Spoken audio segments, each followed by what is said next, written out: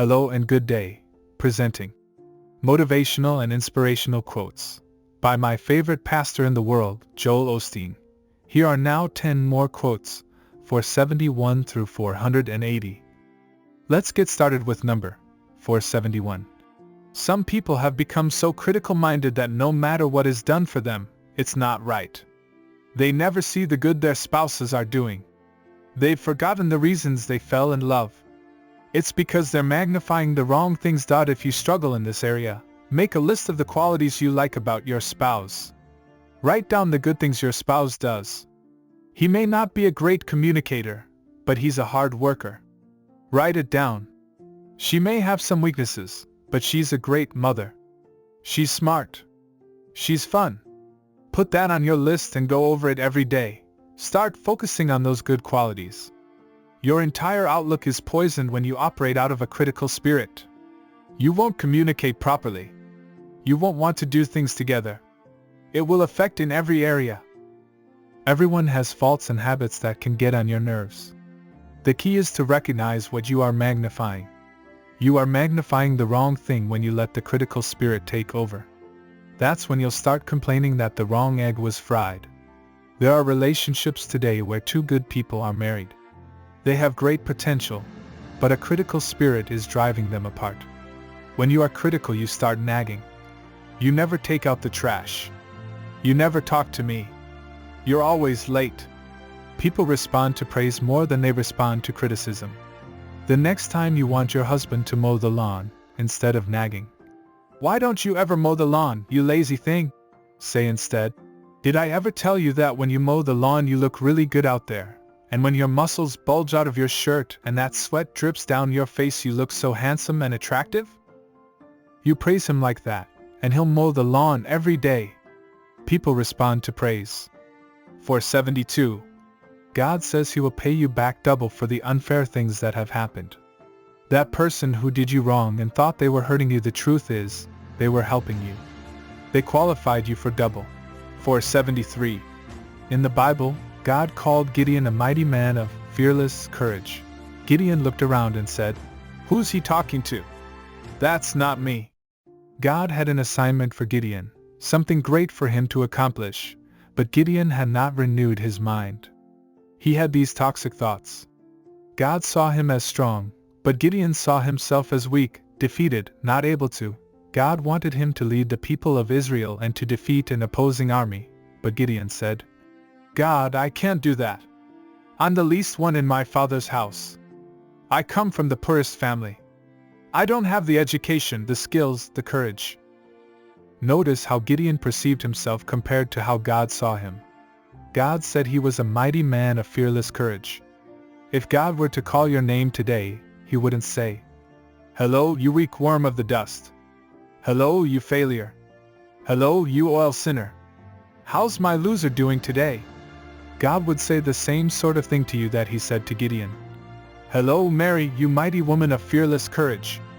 Or, "Hello, Bob, you mighty man of fearless courage." I wonder if you would be like Gideon and say, "God, who are you talking to? Don't you know what family I come from? Haven't you seen the mistakes I've made? Let me remind you of some of them. God, you know I'm not that talented. Why are you calling me a mighty man?" The problem is, you have allowed these wrong thoughts to infect your thinking. But thank God this is a new day. You are beginning a new diet. You are starting a fast by cutting out every negative, discouraging, can't do it thought. When those wrong thoughts come up, instead of saying like Gideon, "I'm not able. Who am I?" turn it around and say, "I know who I am. I am well able. I'm ready for my assignment. God, I am who you say I am." I believe in the coming days God will present you with new opportunities. New doors will open. New people will come across your path. Maybe there will even be a new career opportunity. If you are to reach a new level, you must have a new way of thinking. You have to clean out the old so you'll have room for the new. I'm asking you to detox all the garbage telling you what you're not and what you can't do. Remove all those strongholds. Detox little dreams. Detox low self-esteem. Detox the negative words. Stay on your diet. Every morning go through a good cleanse. Start the day off in faith. If you'll guard your mind and instead of letting it get toxic, keep it full of faith-filled thoughts. God promises you'll overcome every obstacle, you'll defeat every enemy, and every dream and every desire God has put in your heart will come to pass. 474. None of us likes difficulties. If we had a choice, we wouldn't go through them. But challenges prepare you for your future.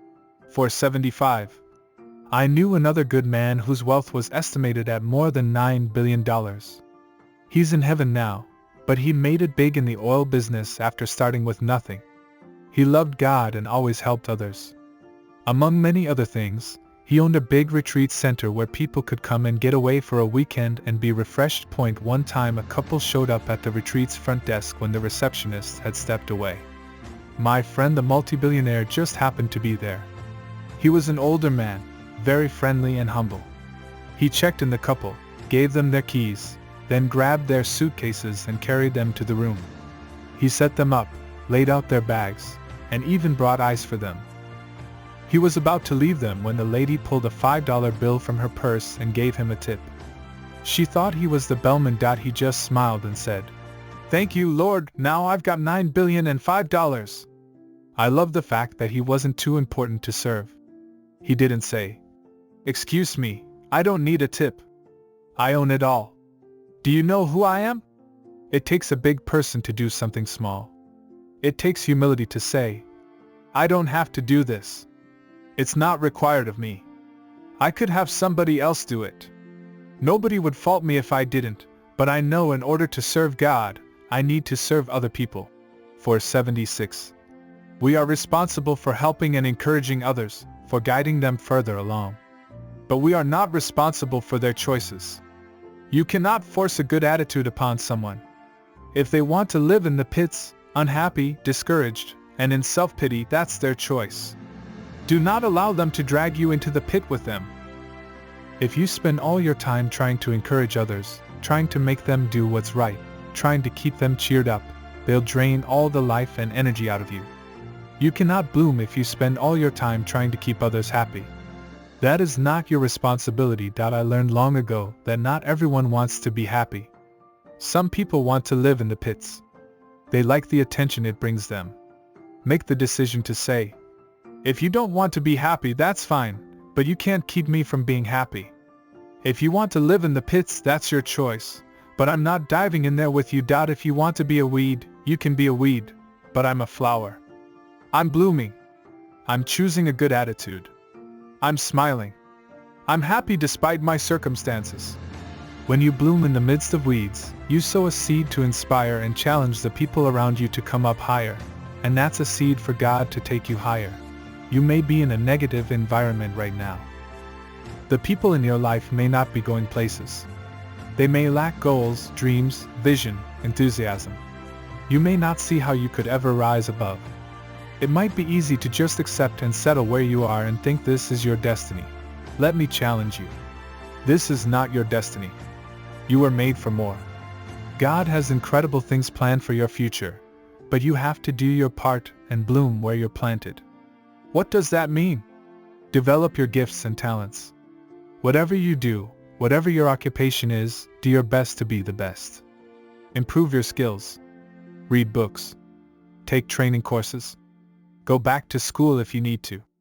But don't you dare just sit back and think, "I'll never rise any higher. I'll never get out of this neighborhood. I guess this is just my lot in life." Your lot in life is to excel. It's to go further. It's to make a difference in this world. Take a stand and say, "I will not settle where I am. I was made for more. I'm a child of the Most High God. I have seeds of greatness on the inside. So I am rising up to be the best I can be right here, knowing God will take me where I'm supposed to go." 477. Use the power of your imagination. I know some things do seem far out or very unlikely, but don't ever say, "I can't imagine that." You see somebody really fit and energetic when you're trying to get back in shape, you may think, "I can't imagine looking like that." You may drive by a nice house and say, "I can't imagine living in this neighborhood." Or you may have thought, "I can't imagine publishing a book." I can't imagine owning my own business. I can't imagine being that successful. The problem is you're being limited by your own imagination. You've got to change what you're seeing. Don't let negative thoughts paint those pictures.